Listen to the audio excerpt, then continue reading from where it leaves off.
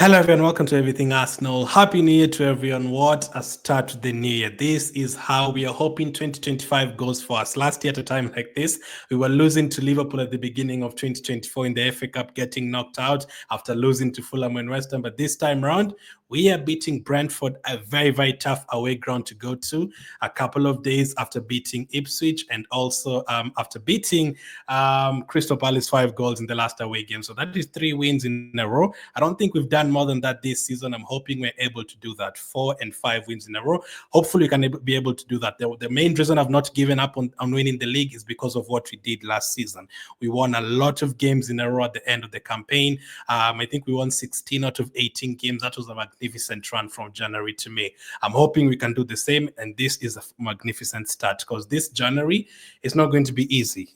Brentford away, Brighton away. We are going to play against Man United in the FA Cup, Newcastle in the Carabao Cup. We've seen how well they've been playing. You're going to play Tottenham in the league. You're going to play the Champions League is coming back at the end of January. You're going to play against Dinamo Zagreb and Girona, and you still need to qualify for that as qualify to the round of 16 for that as well. So it's not going to be easy. And on top of that, it's a huge January, not only on the pitch but off the pitch as well in terms of the January transfer window. It's going to be a massive month for us. And it's Saka injured, Ben White injured, Tomiyasu injured. Now today, Havertz Sosiki was missing. Sterling is injured. We were missing a lot of players today. And, when Brentford scored fast, you're like, okay.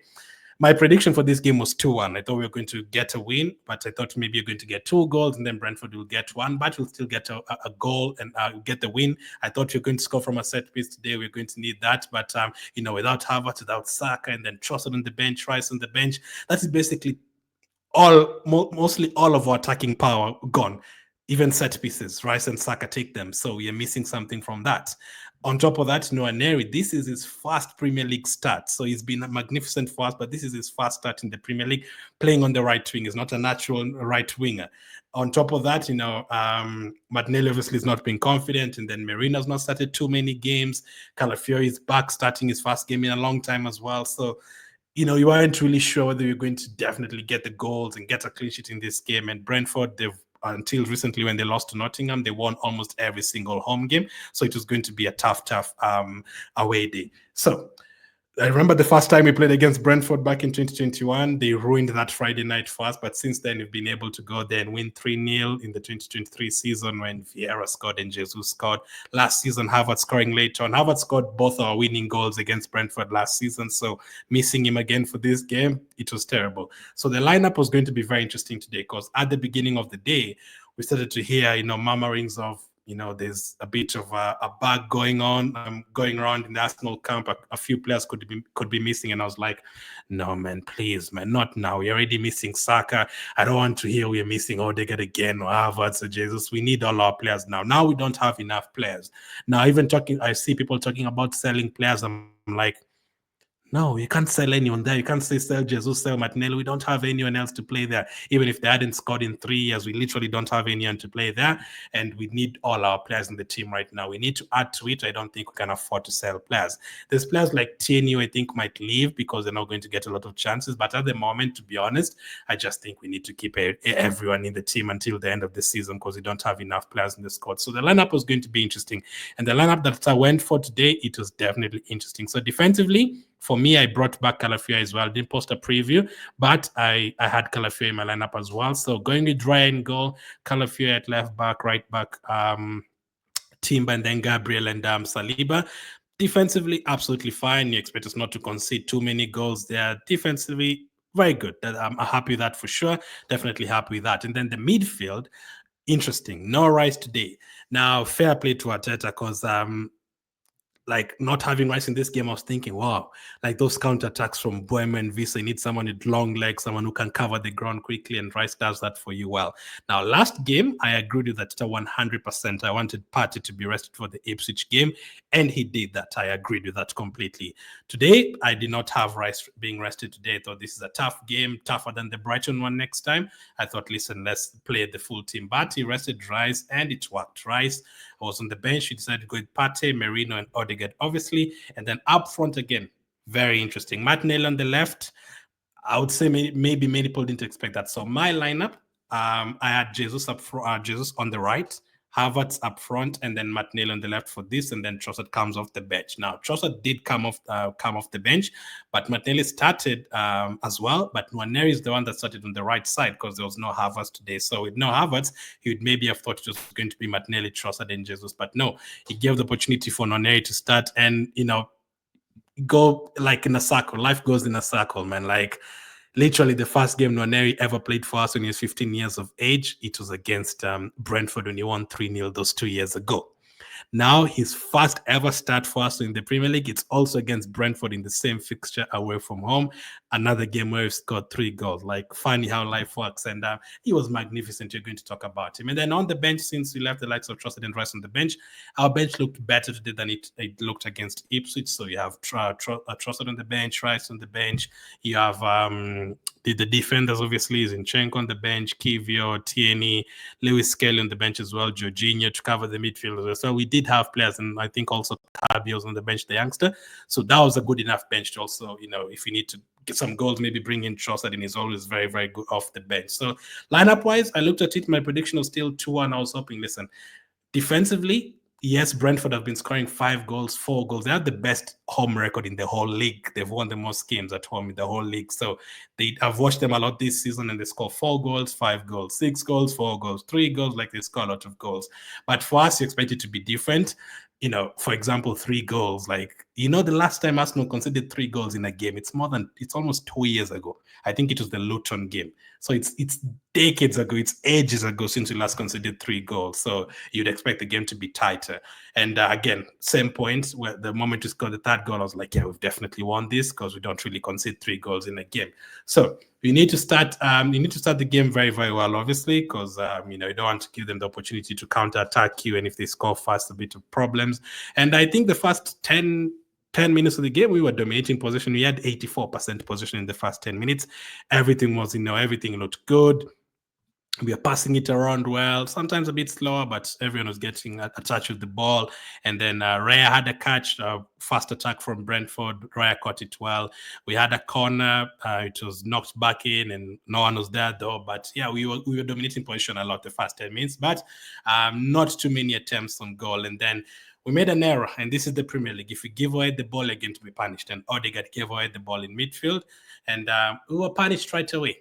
They counter-attacked us, and couple of passes and they're into a goal. And Mbeumo, very good player, cut into his left foot, fantastic finish to the near post. And he's a very good player. He's one player that I said in the transfer video a couple of days ago, when you were talking about all these other wingers that you're linked to. I was like, is it possible to go for players like Mbeumo? Like, why does no one go for players like Mbeumo and Visa? Because these players, they score goals. Like, they've scored more goals than what our forward players have done. The likes of Mbeumo and Visa, like, they're very, very good in terms of scoring goals. And he showed us today as well. He was very fantastic, and he scored for them in that position. And then going 1-0 down, obviously things are going to be, that was their first shot on target as well, and we were dominating everything, but you need to come back. And then I was starting to think, how many times have we come back from behind this season to win a game?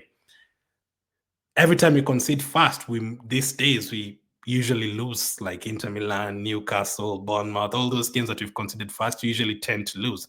Actually, the only time that we scored second this season and we've come back from behind and won was against Southampton all those months ago. Southampton scored fast, and then we had to bring in our subs and score 3 goals later on. So that was interesting.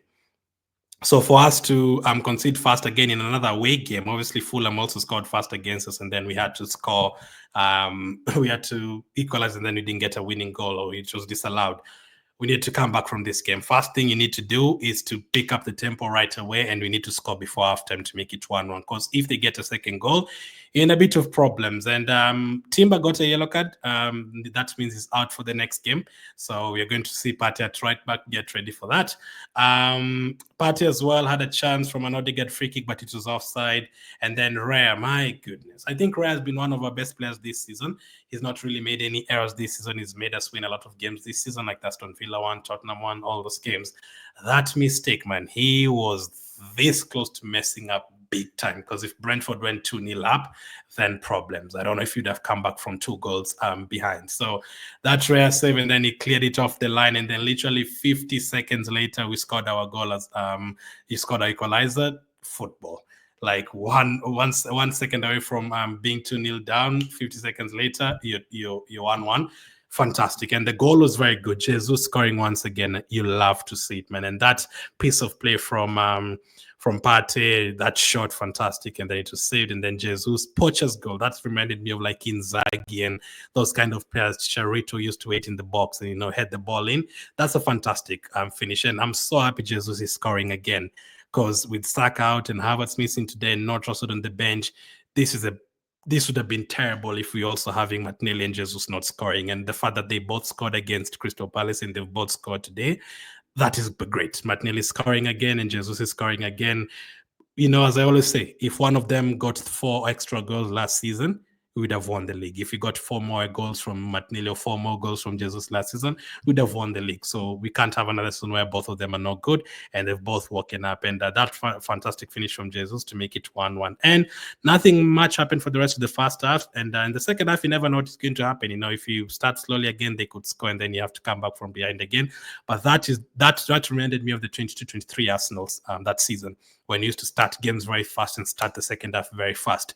We did that today. The second half, within the first 10 minutes of the second half, we've gotten another 2 goals, and both of them, Nwaneri's involved. Merino with the finish right in front of the goal, could almost also Jesus' goal. And then that Martinelli finish, absolutely fantastic. Once again, it comes from a Nwaneri cross. Both of those goals came from Nwaneri's crosses. And as I said at the beginning of this video, not having both Saka and Rice delivering those corners, I don't think anyone can do it like them.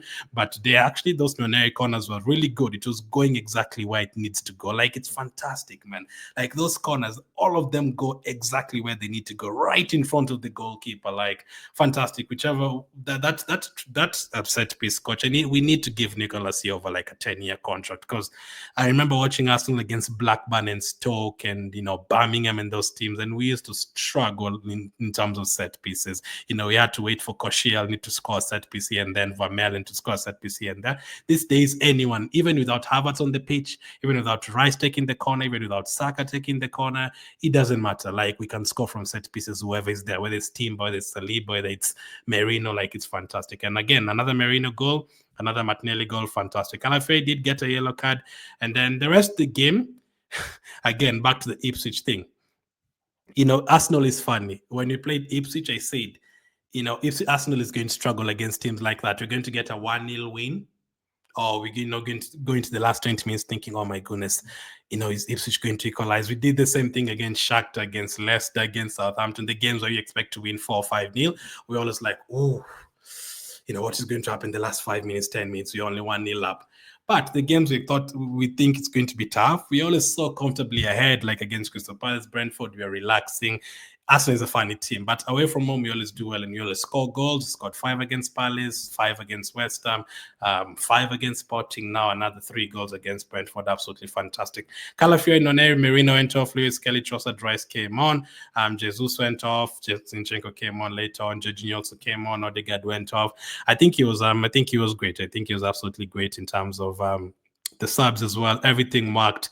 Brentford never really looked like they were going to score a second goal at all. We just killed the game off completely, and that was fantastic. Let me quickly do the player ratings. Raya, I'm going to give him a 6, not the best of games today. Even the kicking, it was not the best, and then he almost considered that goal, although. And he also didn't have a lot of saves to make. So 6, and I usually don't give him 6s and all that. This is like one of the lowest I've given him this season, probably the lowest. Gabriel, 7. Again, the defense didn't have too much to do. Whatever they needed to do, they did it brilliantly. So 7 for Gabriel and 7 for Saliba. Saliba did have an interception later on in the game, and it looked very good. He always makes everything look very good. Timber gets a 7 as well.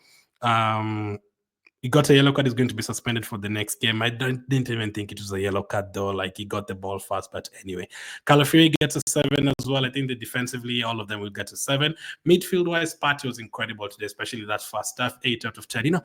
We were so close to selling Partey. My goodness. I don't know who would have been playing there. Yes, we still have Rice and Merino, but we need all of those players. The reason why we are saying, we don't need midfielders is because we have Partey, we have Rice, we have Jorginho, we have Merino. So, yeah, Partey 8 out of 10. He had that shot that fell to Jesus. He was winning the ball back. He was fantastic. Merino, I'm also going to give him an 8 out of 10. In terms of duels, he had I think he won 3 aerial duels, 3 ground duels. He scored a goal. He was clearing the ball. He was intercepting the ball, making tackles in midfield. All that, you'll see people saying, "Oh, Merino not good enough for Arsenal," but they don't really watch the game in detail like that. They're only waiting for him to score, assist. No, even without the goal today, it still would have been a high rating, 8 out of 10 for him. Odegaard, not the best of games today. I'm going to give him a 6 out of 10. He's one of my favorite Arsenal players, but today he gave away the goal, and yeah, he wasn't. He was involved, yes, some crosses here and there, and all his crosses were probably accurate, but he gave away the ball a couple of times. Sometimes he mishit the passes and all that. Martinelli, I'm going to give him a 7. I was thinking 8, but I'm going to give him a 7. Fantastic finish. The first 20 minutes, 30 minutes, he was disappointing me a bit, but fantastic finish, 7 out of 10. And also in the goal we scored, the Jesus one, he was kind of involved. Maybe we would have gotten a penalty from that.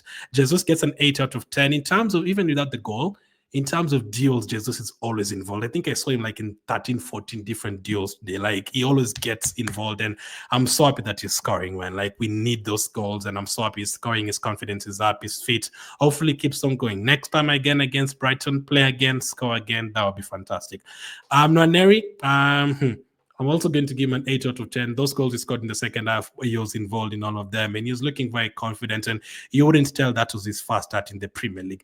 By the way, I can't even see the time. I don't know how long this video is so far. For some reason, I can't see the timer, but I'm going to give him an 8 out of 10. And then Trossard gets a 6 out of 10 off the bench. Lewis Kelly, same. Rice, 6. And then Jorginho and Zinchenko aren't on for too long. So I'm going to give him a 9. That lineup, fantastic. It worked. Nwaneri on the right side, very brave. And obviously, you can't play Nwaneri and Lewis Kelly really in a Premier League game against Brentford, both of them at the same time. He brought back Calafia. I think Calafia, apart from the goal that Mohamed scored, I think he was great for most of the game. Merino starting, resting Rice, worked as well, brought in the subs at the right time, I think. So that was absolutely fantastic at 9 out of 10. Let me know what you made of the game, what you made of the performance. Happy New Year. That was absolutely fantastic.